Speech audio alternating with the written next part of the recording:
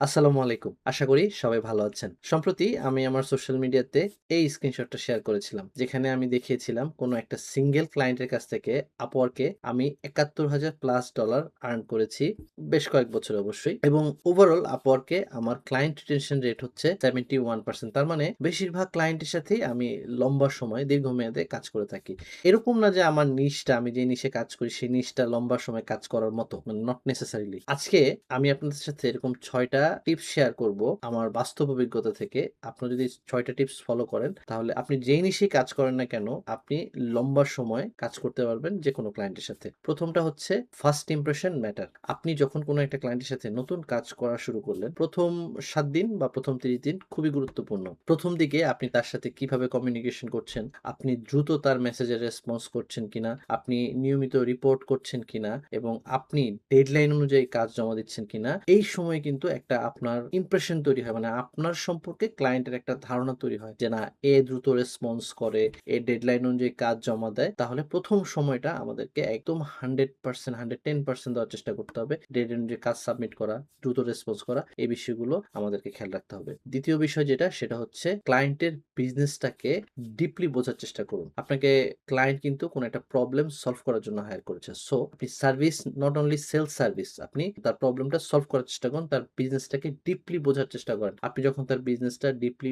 বুঝতে পারবেন তখনই কিন্তু আপনি তার প্রবলেমটা সলভ করতে পারবেন। তৃতীয় যে বিষয়টা হচ্ছে সেটা হচ্ছে যে আমরা অনেকে ভালো স্কিল জানি কিন্তু আমাদের কমিউনিকেশন স্কিলটা দুর্বল। ক্লায়েন্ট কি বলতে চায়, ক্লায়েন্ট কি বোঝাতে চায় বা ক্লায়েন্ট কি কোয়েশ্চেন করছে সেগুলি আমরা বুঝি না। সো আমাদের কমিউনিকেশন স্কিলটা ক্লায়েন্টের সাথে ভালো হতে হবে এবং দ্রুত রেসপন্স করা এটাও একটা কমিউনিকেশন স্কিলের মধ্যে পড়ে। এই সমস্ত বিষয়গুলোকে আমাদের খেয়াল রাখতে হবে। ক্লায়েন্ট কি জানতে চাচ্ছে ঘুরিয়ে পেঁচিয়ে উত্তর না দিয়ে ক্লায়েন্টকে স্ট্রেট ফরওয়ার্ড আনসার করা, যে ক্লায়েন্ট কোন বিষয়টা জানতে চাচ্ছে। চতুর্থ যে বিষয় সেটা হচ্ছে প্রোঅ্যাক্টিভনেস। প্রোঅ্যাক্টিভনেস মানে বিষয়টা হচ্ছে এরকম যে আপনি শুধু ক্লায়েন্টের অর্ডার ফলো করুন। ক্লায়েন্ট অর্ডার দিবে, অর্ডার দিলে আপনি অর্ডার ফলো করবেন। আপনি এই ধরনের ফ্রিল্যান্সার হয়েন না। আপনি প্রোঅ্যাক্টিভলি যদি ধরেন আপনার একটা টাস্ক শেষ হয়ে গেছে, আপনার আরেকটা টাস্কে মুভ করতে হবে, তখন আপনি ক্লায়েন্টকে জিজ্ঞেস করেন বা আপনি ওই টাস্কটা শুরু করে দেন। যদি আপনার মাইলস্টোন ক্রিয়েট করা থাকে বা আওয়ারলি জব হয়, আপনি ওই টাস্কটা শুরু করে দেন। এবং আপনি শুধুমাত্র ক্লায়েন্টের ইনস্ট্রাকশন ফলো করেন না, আপনি ক্লায়েন্টকে প্রোঅ্যাক্টিভলি মাঝে, মাঝে সাজেশন দেন। যদি আমরা এটা করি তাহলে আমাদের ভালো রেজাল্ট পাওয়ার সম্ভাবনা আছে বা আমরা এই জিনিসটা টেস্ট করে দেখতে পারি। মানে আপনি প্রোঅ্যাক্টিভ হন, ক্লায়েন্টকে বিজনেসের ইমপ্রুভমেন্টের ব্যাপারে সাজেশন দেন। তাহলে সে যেই ইমপ্রেশনটা পাবে, ক্লায়েন্ট ইমপ্রেশনটা পাবে সেটা হচ্ছে যে you care about his success, you care about his business. পঞ্চম যে বিষয় সেটা হচ্ছে নিয়মিত রিপোর্ট প্রদান করা। ক্লায়েন্ট যদি নাও চায় আপনি অন এ রেগুলার বেসিস, সেটা হতে পারে ২ দিনে ৩ দিনে একবার অথবা ৭ দিনে একবার অথবা মান্থলি, আপনি নিয়মিত রিপোর্ট প্রদান করেন। আপনার আগের কাজের সাথে গত সপ্তাহের সাকসেস রিপোর্টের সাথে গত সপ্তাহের অ্যাচিভমেন্টের সাথে এই সপ্তাহের অ্যাচিভমেন্টকে কম্পেয়ার করেন যে গত সপ্তাহে এটা আমাদের অ্যাচিভমেন্ট ছিল, এই সপ্তাহে এটা আমাদের অ্যাচিভমেন্ট। মানে রিপোর্ট প্রদান করা একটা অভ্যাস তৈরি করুন। তাহলে ক্লায়েন্ট যেটা বুঝবে যে আপনার কাজের প্রতি একটা সিরিয়াসনেস আছে। আর ৬ নাম্বার সর্বোপরি যে বিষয়টা, অনেস্টি। সবসময় সততার সাথে কাজ করার চেষ্টা করবেন।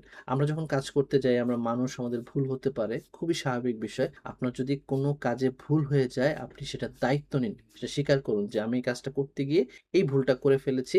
এখন আমি এটার দায়িত্ব নিচ্ছি আরকি, হ্যাঁ? সো এভাবে করে যদি আপনি সততার সাথে, সে বুঝে যে আপনি যদি ভুলও করেন তাহলে আপনার ভুলটা স্বীকার করে নেওয়ার মতো মানসিকতা আছে। এটা কিন্তু ক্লায়েন্টরা খুব পছন্দ করে। সো আশা করি এই বিষয়গুলি আপনাদেরকে হেল্প করবে লম্বা সময়ে Upwork এ ক্লায়েন্ট পেতে। ভালো থাকবেন। আল্লাহ হাফেজ।